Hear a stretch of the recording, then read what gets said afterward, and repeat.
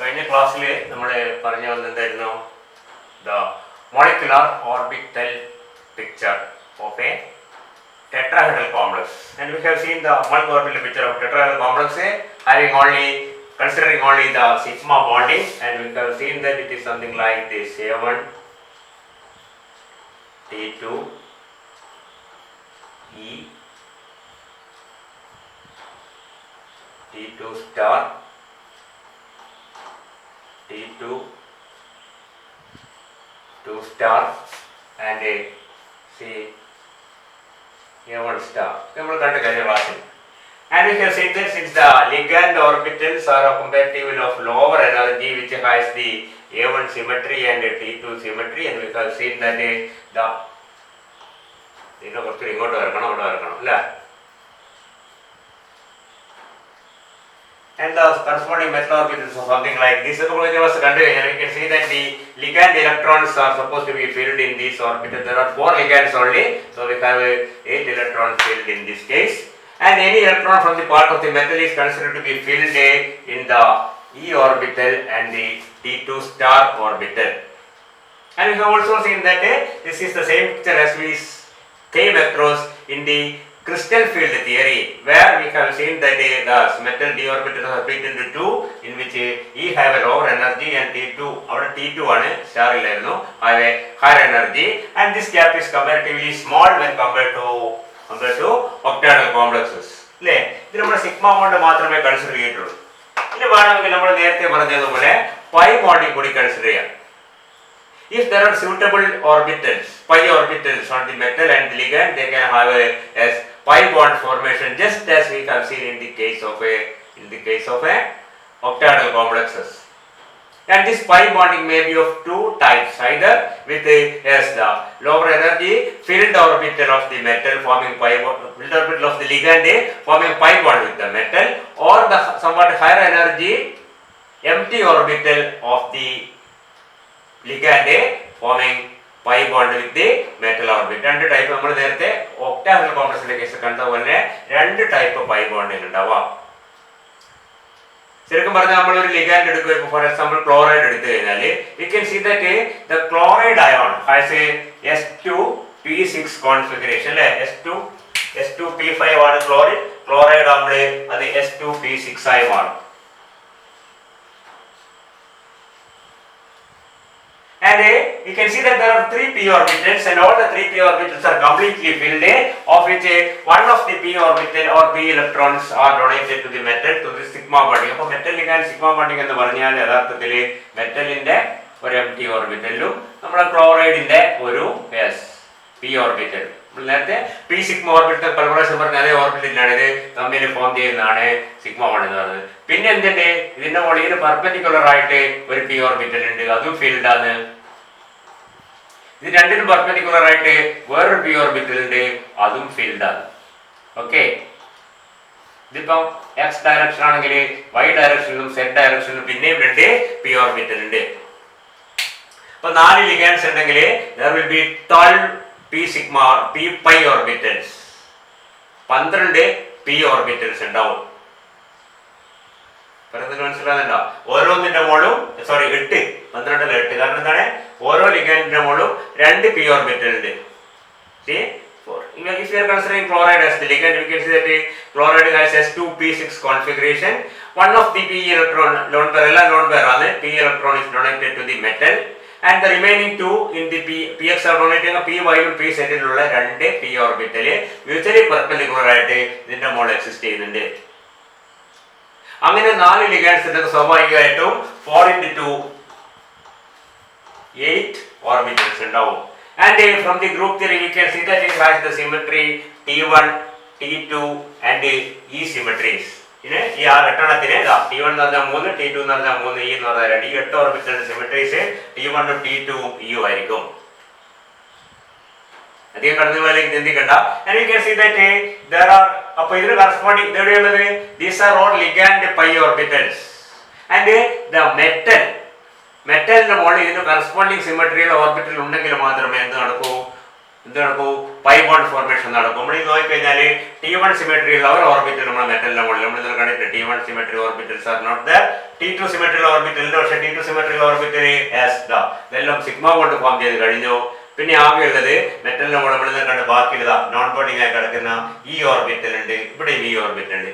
ഈ ഓർബിറ്റലും ഈ ഓർബിറ്റലും തമ്മിൽ പൈ ബോണ്ട് നടക്കും എന്ന് പറഞ്ഞാല് മെറ്റലിന്റെ മുകളിലുള്ള ഏതെങ്കിലും ഒരു ഓർബിറ്റലിലേക്ക് ഇതാ ഇങ്ങനെ ഒരു പൈ ബോണ്ട് ആണ് മെറ്റലിന്റെ ഈ ഓർബിറ്റൽ. ക്ലിയർ?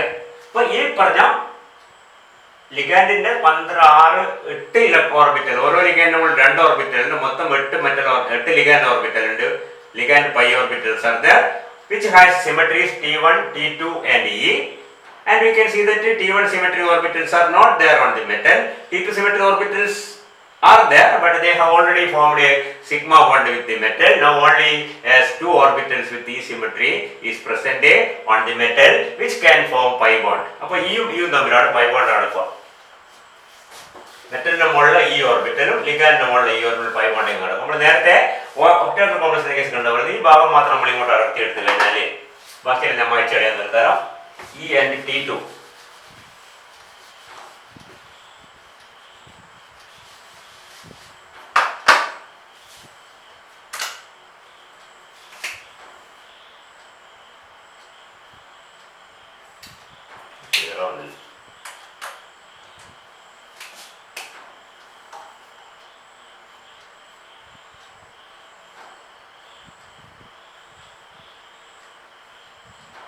ഇത് നമ്മളെ നിലത്ത് ഇപ്പം വരച്ചിട്ടുള്ള നടുക്കുള്ള ഭാഗം മാത്രം E and T2 orbitals. See the you can say the peripheral orbitals, you can say whatever it may be. ഇതിന്റെ താഴെയുള്ള ഓർബിറ്റലൊക്കെ ഉണ്ട്, മേലെ ഉണ്ട്, നമ്മൾ കാണുന്നില്ല. And let us see what happens to the energy of the E orbital when it combines with the S. These are the ligand pi orbital. ഇതൊക്കെ ഏതാണ്? already formed a molecular orbitals. ഇതില് ഇത് നോൺ ബോണ്ടിങ് ആണ്. ഇത് എന്താണ്? Sigma star orbital ആണ്. T2 star is a sigma star orbital. It is a non bonding orbital. Non bonding as far as sigma bonding is concerned, E orbitals are not capable of forming sigma bond. So they remain. അതുകൊണ്ട് നമ്മൾ അതിന്റെ അതേ ലെവലിൽ തന്നെ അത് വരച്ചിരിക്കുക. അതിനകത്ത് യാതൊരു മാറ്റവും ഇല്ല സിഗ്മ ബോണ്ട് ഫോർമേഷനിൽ. കാരണം അതിൽ യാതൊരു വിധത്തിലും ബോണ്ടിങ്ങിൽ പങ്കെടുക്കുന്നില്ല. പക്ഷെ അതുകൊണ്ട് തന്നെ അതിന് പൈ ബോണ്ടിങ്ങിൽ പങ്കെടുക്കാൻ പറ്റും. And you can see that these two, ഇവിടെ എന്താ സ്ഥിതി? ലോ എനർജി ഇതിനേക്കാൾ താഴെയാണ്. and these are filled orbitals. ഇവിടെ ഇലക്ട്രോൺസ് ഉണ്ട്. ഇനി ഇതും കൂടി ഇന്ററാക്ട് ചെയ്യുമ്പോൾ സംഭവിക്കുക. we can see that as two orbitals interact to form as a set of as E orbital and E star orbital. E and E star. And as we have seen, this is very close to this one compared to this one, so that these two electrons will now go into this orbitals. And what all electrons were there on the S metal part? ഇവിടെ ഉണ്ടായിരുന്ന electrons ഇപ്പൊ എങ്ങോട്ട് പോകും? ഇപ്പൊ പോകാൻ സാധ്യത എവിടത്തേക്കാണ്? ഇതാ ഇത് T2 ആണ്. T2 സ്റ്റാർ ഇവിടെ തന്നെ ഉണ്ട്, അതിന് യാതൊരു മാറ്റമില്ല. ശ്രദ്ധിക്കുക, ഇത് T2 സ്റ്റാർ ആണ്. അപ്പൊ നേരത്തെ ഈ ഒരു T2 സ്റ്റാറും പോയിരിക്കും എന്ന് നമ്മൾ കൺസിഡർ ചെയ്ത ഇലക്ട്രോൺസ് ഇപ്പൊ പോകുന്നതിന്റെ ഈ സ്റ്റാറിലും T2 സ്റ്റാറിലാണ്. നേരത്തെ ഉണ്ടായിരുന്നതിനേക്കാൾ ഇപ്പൊ നമുക്ക് എന്താ കാണുന്നത്? ഡെൽറ്റ വാല്യൂ പിന്നെയും കുറഞ്ഞു. So just as we have seen in the case of octahedral complexes, pi bonding with as filled ligand pi orbitals, as will cause a decrease in delta value. It is already small and it is still lower. And what happens if the other type of pi bonding happens? അത് നമുക്ക് നോക്കാം. നമുക്ക് പറയാൻ പറ്റുന്നേ ഉള്ളൂ. ഇത് E orbital, ഇത് T2 star orbital. And if the bonding is with a higher energy or empty orbital of the ligand, this position will be higher in energy, so that these two will interact to form E orbital and E star orbital. T2 star will be remaining as such. And we can see that yes, this gap, that is energy between E and T2 star. ഇവിടെ electron ഇല്ല, ശ്രദ്ധിക്കുക. മനസ്സിലായില്ലേ? ഇത് empty ആണ്, ഇവിടെ filled ആയിരുന്നു. അപ്പോൾ നേരത്തെ പോയിരുന്ന ഇലക്ട്രോൺസ് പിന്നെ പോകുന്ന എവിടെയാണ്? ഇവിടെയും ഇവിടെയും ഇവിടെയും ഇവിടെയാണ്. You can see that as the energy gap delta has increased. So if the pi bonding is with a empty pi orbital of the ligand. You can see that delta value increases. If it is filled pi orbital of the ligand, you can see that the delta value decreases. Even if it increase or decrease, we can see that as the delta value originally seen is very small, a small increase or decrease will not have much effect, and say that whatever may be the type of the ligand, all the tetrahedral complexes are high spin complexes. That is there is no pairing until all the 5 orbitals are singly filled. പറയുന്നത് മനസ്സിലാകുന്നുണ്ടോ? അതുകൊണ്ടാണ് square planar tetrahedral complex എപ്പോഴും എന്തായിരിക്കുന്നത്? High spin ആയിരിക്കുന്നത്. Clear? Because yes electrons 1 2 3 ഇതിപ്പോൾ കുറച്ച് കാണിച്ചിരുന്നുള്ളൂ. ഇത് തന്നെ ചെറുതാണ്, ഇത് കുറച്ച് വലുതായ പോലും ഈ ഗ്യാപ്പ് ഒരു പരിധിക്കപ്പുറം പോവില്ല. ടെട്രാഹെഡ്രൽ കോംപ്ലക്സിൽ എപ്പോഴും the energy gap between the E and T2 orbitals are small. If at all pi bonding is there, pi bonding ഉണ്ടായാലും ആ pi bonding രണ്ട് ടൈപ്പ് ആയാലും ഈ ടൈപ്പ് ആയാലും മറ്റേ ഇപ്പോൾ ഒക്ടാഹെഡ്രൽ കോംപ്ലക്സിന്റെ കേസ് കണ്ടെന്താണ്? ഒരു ടൈപ്പ് pi bonding ആകുമ്പോൾ ഡെൽറ്റ വാല്യൂ കുറയുന്നു, മറ്റേത് വല്ലാണ്ട് കൂടുന്നു. ആ കൂടുതലുകൊണ്ടാണ് സയനൈഡും കാർബൺ മോണോക്സൈഡും എത്തിലീൻ പോലെയുള്ള ലിഗൻഡ്സ് ഒക്കെ എന്താവുന്നത്? എപ്പോഴും low spin complex form. They are strong, considered to be strong ligands because they bring about a very large splitting in the crystal field splitting. അതിനാണ് ഇവിടെ കാണുന്നത്. ആ സ്പ്ലിറ്റിംഗ് വളരെ കൂടുതലായിരിക്കും. നേരമറിച്ച് ടെട്രാഹെഡ്രൽ കോംപ്ലക്സിലെ സ്പ്ലിറ്റിംഗ് വളരെ കുറവാണ്. പൈ ബോണ്ടിങ് ഉണ്ടായാൽ പോലും ആ സ്പ്ലിറ്റിംഗ് വാല്യൂ ഒരു പരിധിക്കപ്പുറം ഡെൽറ്റ വാല്യൂ പൈ ബോണ്ടിങ് ഒരു വിധത്തിലായാൽ കുറയും, മറ്റേ വിധത്തിലായാലും കൂടും. കൂടിയാലും കുറഞ്ഞാലും അത് ഒരു പരിധിക്കപ്പുറം പോകില്ല. ഇത് തന്നെ ചെറുതാണ്, മനസ്സിലായില്ലേ? അത് ചെറുതായിട്ട് പിന്നെയും കുറയും, കുഴപ്പമില്ല. ചെറുതായിട്ട് പിന്നെയും കൂടും, കൂടിയാലും അതൊരു പരിധിക്കപ്പുറം കൂടുന്നില്ല. അതുകൊണ്ട് തന്നെ always tetrahedral complexes are high spin complexes. Delta value is very small compared to octahedral complex. അപ്പോൾ ഇതിനും പൈ ബോണ്ടിങ് ഉണ്ടാവും. പൈ ബോണ്ടിങ് ഉണ്ടായാലും ഈ പറഞ്ഞ പോലെ ഡെൽറ്റ വാല്യൂവിന് മാറ്റം വന്നാലും അത് കാര്യമായിട്ട് അതിനെ ബാധിക്കുന്നില്ല. മറ്റേ അങ്ങനെയല്ല. ഒക്ടാഹെഡ്രൽ കോംപ്ലക്സിൽ ഹാലൈഡ് ഒക്കെ ഫോം ചെയ്യുന്ന കോംപ്ലക്സ് ഹൈ സ്പിൻ കോംപ്ലക്സ് ആണ്. സയനൈഡ് ഫോം ചെയ്യുന്നത് ലോ സ്പിൻ കോംപ്ലക്സ് ആണ്. യാതൊരു സംശയമുണ്ട്. Cyanide brings about very large splitting, whereas chloride brings about only a small splitting. That is a tetrahedral complex, whether it be chloride or cyanide, the splitting is a small. വ്യത്യാസം ഉണ്ടാവും. There will be variation, but maximum value will be small. മറ്റേത് maximum value വളരെ കൂടുതലാണ്. ഇതിൽ maximum value ആയ പോലും അത് small ആണ്. Clear? Okay.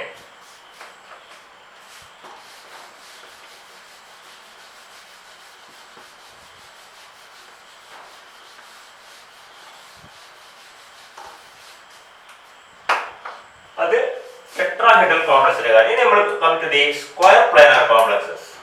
You can see that square planar complexes have a ligands in the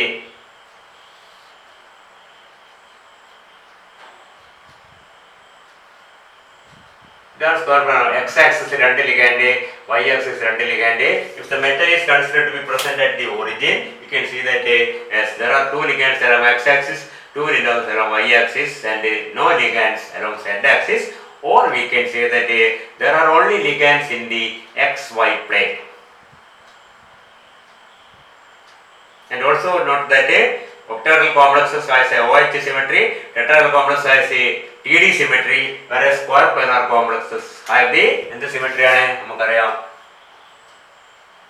D4H symmetry. D4H symmetry ആണ്. ഇപ്പൊ നൊട്ടേഷൻ, ഓർബിറ്റൽസ് നൊട്ടേഷൻ ഒക്കെ ഞാൻ പറഞ്ഞ ഓരോ എൻവയോൺമെന്റിലും ഓർബിറ്റൽസ് നൊട്ടേഷൻ മാറിക്കൊണ്ടിരിക്കും.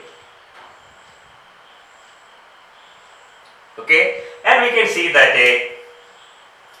from group theory we can predict the നമ്മൾ നേരത്തെ പറഞ്ഞ പോലെ from group theory we can say that the metal orbitals, metal atomic orbitals and ligand orbital combinations, ligand ന്റെ മുകളിൽ p sigma orbital and different combination which can form sigma bonds. In the case of a square planar complex will have a yes A1G symmetry, B1G symmetry and the EU symmetry. ഈ സിമെട്രിയിലുള്ള ഓർബിറ്റൽസിനാണ് sigma bond form ചെയ്യാൻ പറ്റുക. If you consider a square planar complex in the D4H symmetry ഉള്ള ഒരു square planar complex X-axis Y-axis ligands ഉണ്ട്. Planar molecule ആണ്. Z-axis കാലിയാണ്. All the ligands are in the XY plane. The molecule is perfectly planar.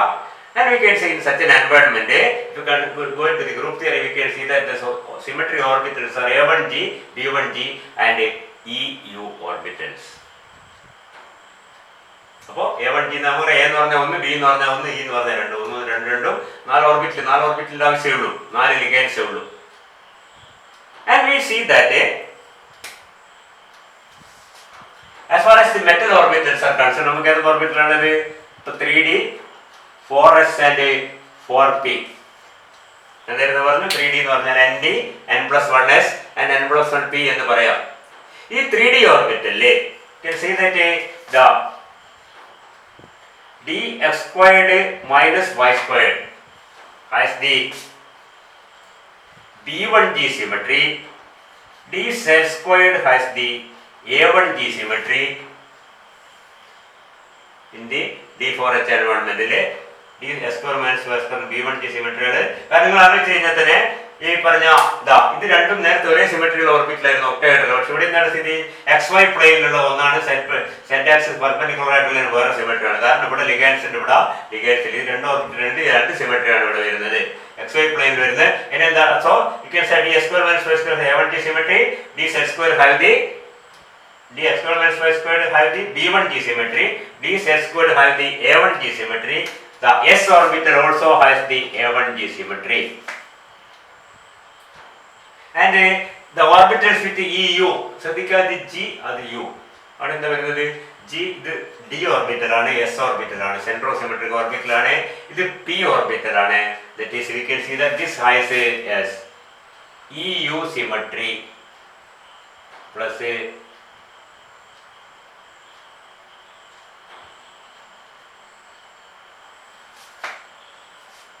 ഈ P ഓർബിറ്റില് P എക്സും P Y against X ആക്സിലും Y ആക്സിലും വരുന്ന ലിഗാൻഡ്സിലുണ്ട് തന്നെ പി എക്സ് എല്ലാം എക്സ് ആക്സിസ് ആണ്, പി വൈ എല്ലാം ഇത് രണ്ടും കൂടി EU symmetry.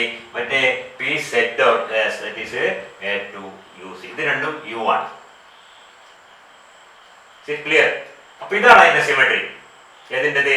Metal orbit D4H environment അല്ലെങ്കിൽ സ്ക്വയർ പ്ലാനാർ കോംപ്ലക്സിലെ മെറ്റൽ ഓർബിറ്റൽസിന്റെ സിമെട്രി എങ്ങനെ വരുന്നത്? D orbitals have just x square minus y square have b1g symmetry, z square have a1g symmetry. പിന്നെ രണ്ടെണ്ണം ബാക്കിയുണ്ട് അല്ലേ? അതൊക്കെയാണ് dxy, dyz and dxz. Okay, dxy have the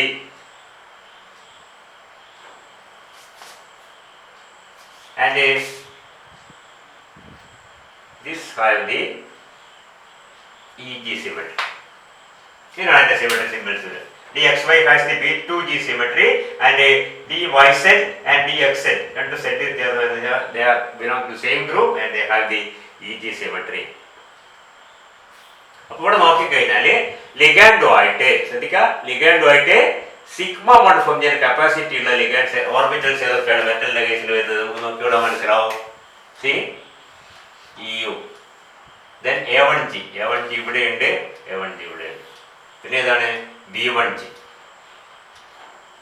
ഇത്രയും ഓർബിറ്റൽസ്, അതായത് 4p ഓർബിറ്റലുള്ള 4pxും pyയും. ഇത് ശരിക്കും പറഞ്ഞിരിക്കുന്നത് pxും pyയും ആണ്. p സെറ്റ് അതിന്റെ പുറത്താണ്. കാരണം p സെറ്റ് നമുക്കറിയാം സെറ്റ് ആക്സിൽ ലിഗാൻഡ്സിലെ p ഓർബിറ്റൽ സെറ്റ് ആക്സിൽ കൂടിയാണ്. Okay, this is s orbital and we can say b1g is d square minus y square and dz square. You can see നോക്കിയാൽ തന്നെ മനസ്സിലാവും ഇതിനും xy പ്ലെയിനിൽ എന്തൊക്കെ സാന്നിധ്യമുണ്ട് അല്ലേ? ശരിയല്ലേ? x square minus y square complete xy പ്ലെയിനിലാണ്. x square minus y square എങ്ങനെയാണ്? yes, along x axis and the x square minus y square ഇങ്ങനെയാണ്. പിന്നെ z square ശരിക്കും പറഞ്ഞാൽ z ആക്സിസിലാണെങ്കിലും it has as a ring of electron cloud in the xy plane. xy പ്ലെയിനില് എന്തുണ്ട്? ഇത് z axis ആണ്, ഇത് xy പ്ലെയിനിൽ എന്തുണ്ട്? അപ്പൊ xy ആക്സിസിൽ വരുന്ന ലിഗാൻഡ്സുമായിട്ട് ഇന്ററാക്ട് ചെയ്യാൻ ഈ റിങ്ങിന് പറ്റും. അതുകൊണ്ടാണ് ഇത് രണ്ടും ഇത് σ1 ഫോർമേഷൻ സൂട്ടബിൾ ആയിരിക്കുന്നത്, ഇത് മൂന്നും പറ്റാത്തത് അതുകൊണ്ട് തന്നെയാണ്. ക്ലിയർ? മനസ്സിലാക്കാൻ വേണ്ടി പറഞ്ഞതാണ്. So we can see that അപ്പോൾ ഓർബിറ്റൽ ഓർത്തൊക്കെ അവിടെ ഏതൊക്കെ ഓർബിറ്റൽ ആയിരിക്കും ലിഗാൻഡുമായിട്ട്? S orbit, S spherically symmetric ആണ്. എക്സ് ആക്സിലും വൈ ആക്സിലും കൂടി വന്നാലും എസ് ആയിട്ട് ഇന്ററാക്ട് ചെയ്യാൻ പറ്റും. പിന്നെ ഏതാണ്? D S squared minus square squared പൂർണ്ണമായും എക്സ് ആക്സിലും വൈ ആക്സിസിലുമാണ്.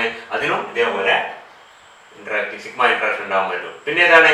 പി എക്സും പി വൈയും അതും എക്സ് ആക്സിലും വൈ ആക്സിസിലുമാണ്. അതിനും ഇന്ററാക്ട് ചെയ്യാൻ പറ്റും.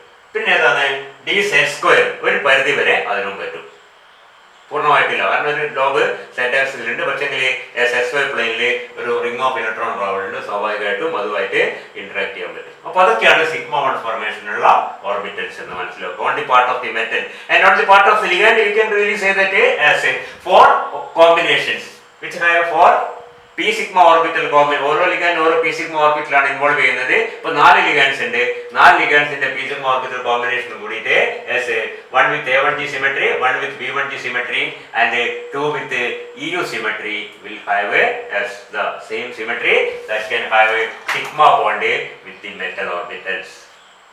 Okay, അപ്പോൾ ഇവിടെ ബോണ്ടിങ്ങിൽ പങ്കെടുക്കുന്ന 1 2 3 4 ഓർബിറ്റൽസ് ഉണ്ട്. 4 കൊണ്ടു ആ ഭാഗത്ത് ലിഗാൻഡ് ഭാഗത്ത് 4 ഉണ്ട്. ബോണ്ടിങ് പങ്കെടുക്കാത്ത 3 1 4 ഓർബിറ്റൽ ഉണ്ട്. അത് ഒരെണ്ണം A2U സിമെട്രി ആണ്, ഒരെണ്ണം B2G സിമെട്രി, രണ്ടെണ്ണം EG സിമെട്രി ആണ്. ഇപ്പൊ പല ഗ്രൂപ്പായിട്ട് ഈ ഓർബിറ്റൽസ് തിരിയുന്നു in the square planar complexes. Is it clear? ഇപ്പൊ സ്ക്വയർ പ്ലാനാർ കോംപ്ലക്സ് ചിത്രം മനസ്സിൽ കാണുന്നത് ഒരു plane x axis y axis, z axis അതിന് പെർപെൻഡിക്കുലർ ആണ്. ആ ആക്സിസ് ലിഗാൻഡ്സ് ഇല്ല. എക്സ് ആക്സിന് വൈ ആക്സിലുള്ള ലിഗാൻഡ്സിന് ഇന്ററാക്ട് ചെയ്യാൻ പറ്റിയ ഓർബിറ്റൽസ് ഏതൊക്കെയാണ്? നമുക്കറിയാം 3D 4S 4P ആണ് നമ്മുടെ ഓർബിറ്റൽസ്. അപ്പൊ 3D ഓർബിറ്റൽ ഇതൊക്കെ നമ്മുടെ സിമെട്രി ഗ്രൂപ്പ് തിയറി വെച്ച് നമുക്ക് പിടിക്കാൻ പറ്റുന്ന, പക്ഷെ ഫിസിക്കലായിട്ട് കാണാൻ പറ്റുന്ന അങ്ങനെയാണ് അല്ലേ? 4S ഓർബിറ്റൽ യാതൊരു സംശയമില്ല. 4S orbital S orbital spherical symmetric ആണ്. എക്സ് ആക്സിന് നേരെ വരുന്ന ലിഗാൻഡിന് ഈ സ്പെറിക്കൽ സിമെട്രിക് ആയിട്ടുള്ള ഓർബിറ്റലായിട്ട് ഇന്ററാക്ട് ചെയ്യാൻ യാതൊരു പ്രയാസവുമില്ല. ഇത് എസ് ഓർബിറ്റലാണ്. യെസ്, ഇത് ലിഗാൻഡിന്റെ സിഗ്മ ഓർബിറ്റലാണ്. ലിഗാൻഡിന്റെ പി സിഗ്മ ഓർബിറ്റലാണ്. ഇത് S orbital of the metal. Physically understand ചെയ്യാൻ മനസ്സിലാവാൻ വേണ്ടി പറയുന്നത് മാത്രമാണ്. മനസ്സിലായില്ലേ? അതിന് പറ്റും. പിന്നെ ഏതാണ് പി എക്സും പി വൈ? യാതൊരു സംശയമില്ല. കാരണം പി എക്സും പി വൈയും പി എക്സ് ആണെങ്കിൽ ഇതാ എക്സ് ആക്സിസിൽ, പി വൈ ആണെങ്കിൽ ഇതാ ഇത് പി എക്സ്, ഇത് പി വൈ. അപ്പൊ ലിഗാൻഡിന് ഒരു സംശയമില്ല, വളരെ കൃത്യമായ സിഗ്മ 1 ഫോർമേഷന് പോസിബിലിറ്റി ഉണ്ട്. പി എക്സിനുണ്ട്, പി വൈക്കുണ്ട്. അതേപോലെ തന്നെയാണ് D S squared minus Y സ്ക്വയർഡും. കാരണം എന്താണ്? ഇത് രണ്ടും കൂടി ചേർന്ന പോലെയാണ് ഏകദേശം ഡി എസ്. ശ്രദ്ധിക്കുക, ഒന്ന് ജി ആണ്, ഒന്ന് യു ആണ്. എന്തുകൊണ്ടാണ്? ഇതിന്റെ പി എന്ന് പറഞ്ഞാൽ നമുക്കറിയാം, വീണ്ടും പറയേണ്ട ആവശ്യമില്ല, ഇങ്ങനെ വരുന്നത് ദാറ്റ് ഈസ് അൺജെറൈഡ്. വേറെ ഡി എന്ന് പറഞ്ഞാല് 4 ലോബ് ഉണ്ട്. ഇത് ജി ആണ്, ഇത് യു ആണ്. ക്ലിയർ? അത് മനസ്സിലാക്കാം. അതുകൊണ്ടാണ് ഇതിന് യു എന്നും അതിന് ജി എന്നും. അത് നമുക്ക് അറിയുന്ന കാര്യമാണ്, നേരത്തെ അറിയുന്ന ഒരു കാര്യം തന്നെയാണ്, യാതൊരു സംശയമില്ല. അപ്പൊ അതിനും പിന്നെ ഏതാണ് ഡി സെസ്കോർ ഓർബിറ്റൽ പരിധി വരെയാണ്. കാരണം എക്സ് വൈ പ്ലെയിനിലുള്ള എക്സ് വൈ പ്ലെയിനിലുള്ള അതിന്റെ ഇലക്ട്രോൺ ട്രാവൽ അതുമായിട്ട് ഇന്ററാക്ട് ചെയ്യാൻ പറ്റും അവർക്ക് ലിഗാൻഡ് പി ഓർബിറ്റലിന്. So these are the 4 orbitals. ഇപ്പോൾ 4 ഓർബിറ്റൽ ബാക്കി വരുന്ന ഓർബിറ്റല് സിഗ്മ 1 സംബന്ധിച്ചിടത്തോളം പോസിബിൾ അല്ല. അത് പൈ ബോണ്ടിങ്ങിൽ പങ്കെടുക്കുന്നില്ല, വേറെ കാര്യം. ഇനി നമ്മൾ ഇതിന്റെ ചിത്രം നമ്മൾക്ക് ഓർബിറ്റ് പിക്ചർ ഒന്ന് വരക്കാൻ ശ്രമിക്കും. ഇച്ചിരി ബുദ്ധിമുട്ടുള്ള അതിനെ അപേക്ഷിച്ച് കുറച്ച് കൂടുതൽ കണ്ടുകൊണ്ടെന്ന് മാത്രമേ ഉള്ളൂ. You can see that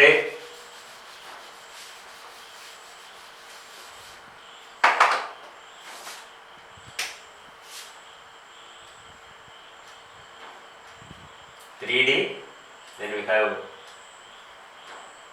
4S and we have 4P. The 3D or ND. The 4S n plus 1S, 4P n plus 1P. ഇതൊക്കെയാണ് A1G plus B1G plus B2G plus EG. 1 2 3 എന്ന് പറഞ്ഞ രണ്ടാണ് എ ബി ഓർ എന്ന് നമുക്കറിയാം. ഇതൊക്കെയാണ് 3D. ഇതിൽ A1G എന്ന് പറഞ്ഞാൽ എന്താണ്? A1G is actually the p z square orbital. B1G is the d x squared minus y squared orbital. B2G is the d xy orbital. EG are the d yz and dxz orbitals. അതിന്റെ symmetry ആണ് ഏതില്? in a square planar environments or in a d4h point group it has such a notations. And a 4s orbital again has the A1G symmetry.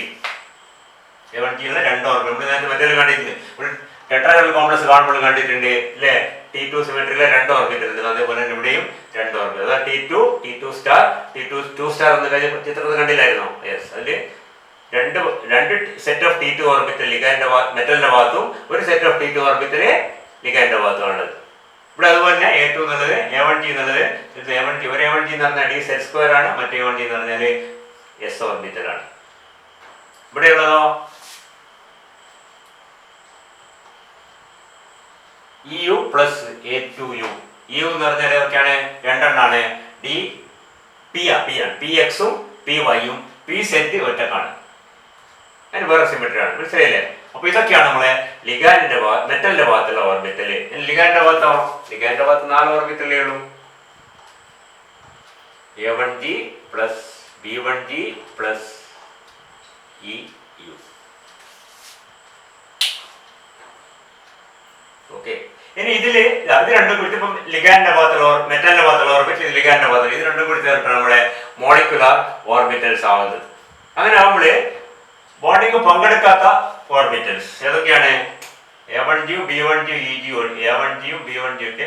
ഈ B2Gയും EGയും വേറെ കളറുകൾ വരത്താൻ പെട്ടെന്ന് മനസ്സിലാവും. 3 orbitals. B2G plus EG.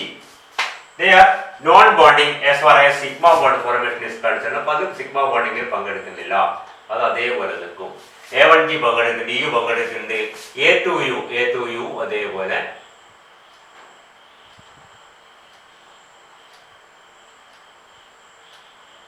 A2U. Okay.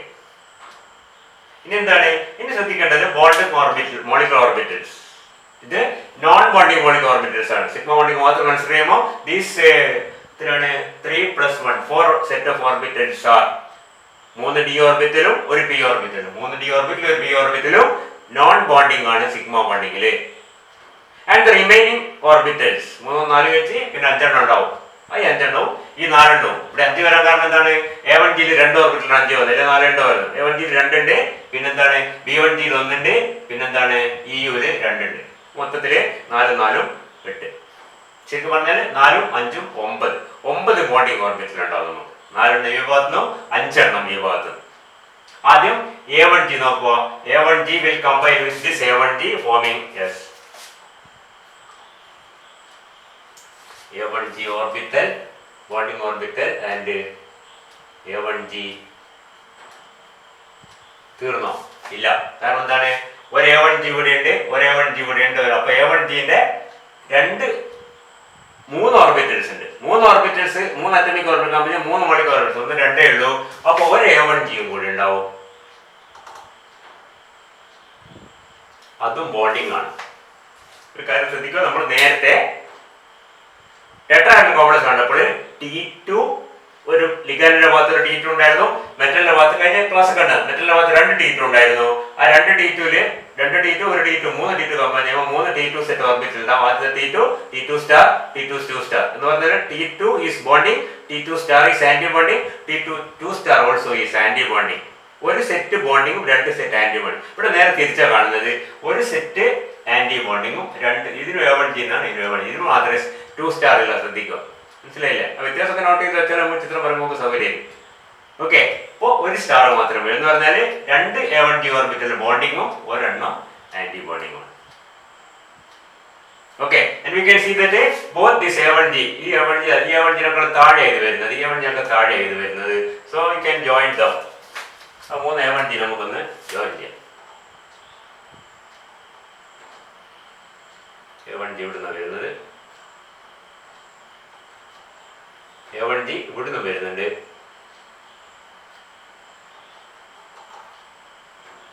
A1G ഇങ്ങോട്ടും പോകുന്നുണ്ട്, ഇവിടുന്ന് A1G വരുന്നുണ്ട്, ഇവിടുന്ന് A1G വരുന്നുണ്ട്. ഇതാ ഇവിടെ A1G. ഈ ചിത്രമൊക്കെ ബുക്ക് കാണാൻ ഭയങ്കര കൺഫ്യൂഷൻ തോന്നുന്നു. നിങ്ങൾക്ക് അത്രയൊന്നും യാതൊരു കൺഫ്യൂഷനും ഇല്ല. ആലോചിച്ച് വരച്ചു കഴിഞ്ഞാൽ വളരെ സിമ്പിളാണ് A1G. അപ്പൊ A1Gന്റെ കാര്യം ഇനി എന്താണത്? B2G. ഇവിടുത്തെ B2Gയും ഇവിടുത്തെ B2Gയും ചേർന്നിട്ട്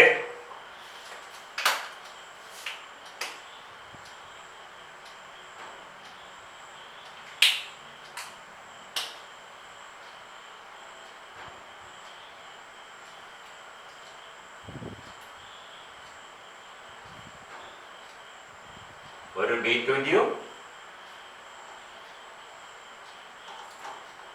ഒരു B2G സ്റ്റാർ ഉണ്ടാവും. B2G ടു ജി ഇവിടുന്നാണ് വരുന്നത്. അപ്പോൾ ബി ടു ജി അങ്ങോട്ടേക്ക് ഒരു ലൈൻ കൊടുക്കുക. ബി ടു ജി ഇവിടുന്നാണ് വരുന്നത്. പിന്നെ ബി ടു ജി, പിന്നെ ബി ടു ജി, ആ ലൈൻസ് വരുന്നത് ബി ടു ജി. ഇനി എന്താണ്